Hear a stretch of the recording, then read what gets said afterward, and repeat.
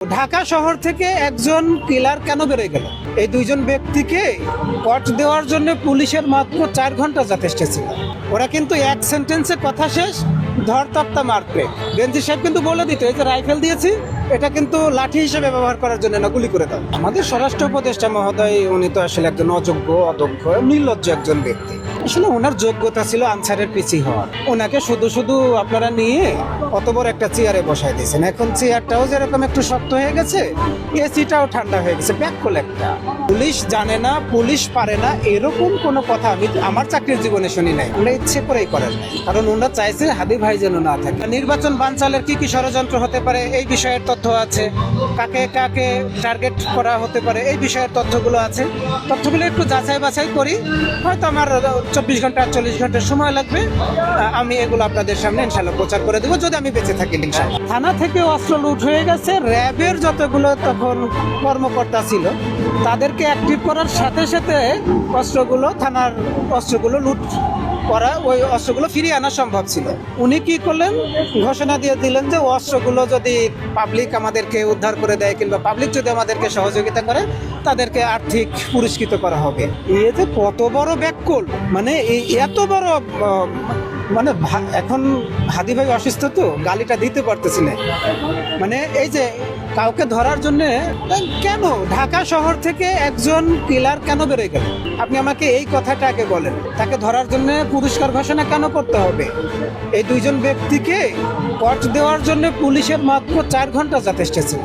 CC footage সংগ্রহ করতে যেভাবে দেরি করা হলো, হাদি ভাইয়ের কালচারাল অফিসের ফুটেজটা সংগ্রহ করতে যেভাবে দেরি করা হলো, আমাকে তো কাল সারা রাত ঘুমাইতেই দেয় নাই। ভাই আমাকে একটু সহযোগিতা করেন, এটা কিভাবে করা যায়। আসলে ওরা করতে পারতেন, ওরা ইচ্ছে করেই করেন।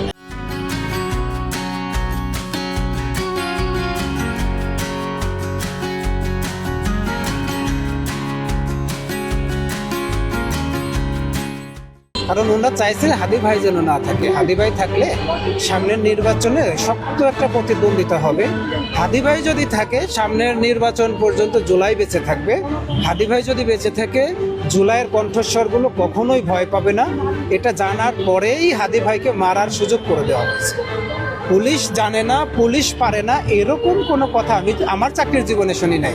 আপনারা শুনছেন কেন আমি জানি না। বেশ কিছু তথ্য আছে যে তথ্যগুলোকে আসলে আমি যাচাই বাছাই করতেছি। যাচাই বাছাই না করলে কি হবে, তথ্য বিভ্রাট হয়ে যাবে। অনেকে আমাকে বিশ্বাস করে, বিশেষ করে গোপালগঞ্জের ওই ঘটনার পর থেকে অনেকে আমাকে বিশ্বাস করে যে আমার কাছে বেশ কিছু নিউজ থাকে যেগুলো একেবারে অ্যাকুরেট। হ্যাঁ, এই জন্য আপনাদের কাছ থেকে একটু সময় নিয়ে নিচ্ছি। আমার কাছে নির্বাচন বানচালের কি কি ষড়যন্ত্র হতে পারে এই বিষয়ের তথ্য আছে, কাকে কাকে টার্গেট করা হতে পারে এই বিষয়ের তথ্যগুলো আছে। তথ্যগুলো একটু যাচাই বাছাই করি, হয়তো আমার 24 ঘন্টা 48 ঘন্টার সময় লাগবে। আমি এগুলো আপনাদের সামনে ইনশাল্লাহ প্রচার করে দেবো, যদি আমি বেঁচে থাকি ইনশাল্লাহ। এই পরিকল্পনাটা করা হয়েছিল আরও 1 বছর আগে। যারা বাংলাদেশ থেকে ছাত্রলীগ, যুবলীগের, আওয়ামী লীগের যারা ভারতে গিয়েছিল তারা বুঝতে পারছিল যে শেখ হাসিনার চট করে ঢুকে যেতে পারবে না। এরা যতদিন এখানে থাকবে ভারত সরকারের উপর একটা প্রভাব পড়বে, তাদের উপর প্রেশার আসবে শেখ হাসিনাকে বের করে দেওয়ার জন্য। আর শেখ হাসিনা আন্তর্জাতিকভাবে এমনভাবে মারা খাইছে ডক্টর মোহাম্মদ ইউনূসের মেধার কাছে যে উনি আন্তর্জাতিকভাবে কোথাও আর পা দাঁড় করাইতে পারবে না, শক্ত হয়ে দাঁড়াতে পারবে না। এই জন্য তাদেরকে কলকাতার সল্ট লেকের একটা বিল্ডিংয়ে প্রশিক্ষণ দেওয়া হয়েছে, সেটা প্রায় 6 মাস। আর এর পরিমাণ কিন্তু একেবারে কম না, 25,000-এর উপরে। তারা এখনের এই সময়ে নির্বাচনের 15 দিন আগে থেকেই তারা বাংলাদেশে ঢোকা শুরু করছে বেনাপোলের সীমান্ত দিয়ে।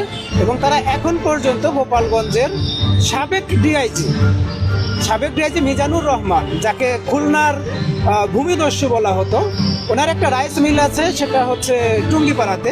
ওনার রাইস মিলে রাত্র যাপন করে। রাইস মিলের পিছনে একটা ঘের আছে, ওখানে তারা তাদের প্রশিক্ষণগুলো রিপিট করে।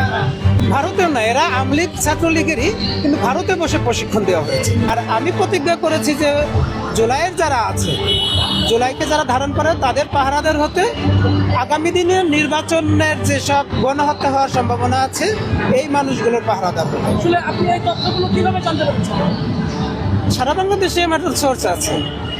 আমি চাকরি করেছি তো দীর্ঘ 14-15 বছর পুলিশের চাকরি করেছি। তো এই চাকরি না, শেখ হাসিনার সময় এবং বেনজিরের সময় পুলিশ কিন্তু খুব চাঙ্গা ছিল। ওরা কিন্তু এক সেন্টেন্সে কথা শেষ, ধর তক্তা মারবে।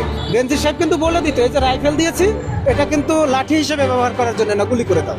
আর এখন আমরা কি দেখি, রাইফেলটাকে সরিয়ে নিয়ে পুলিশের হাতে লাঠি ধরায় দেওয়া হয়।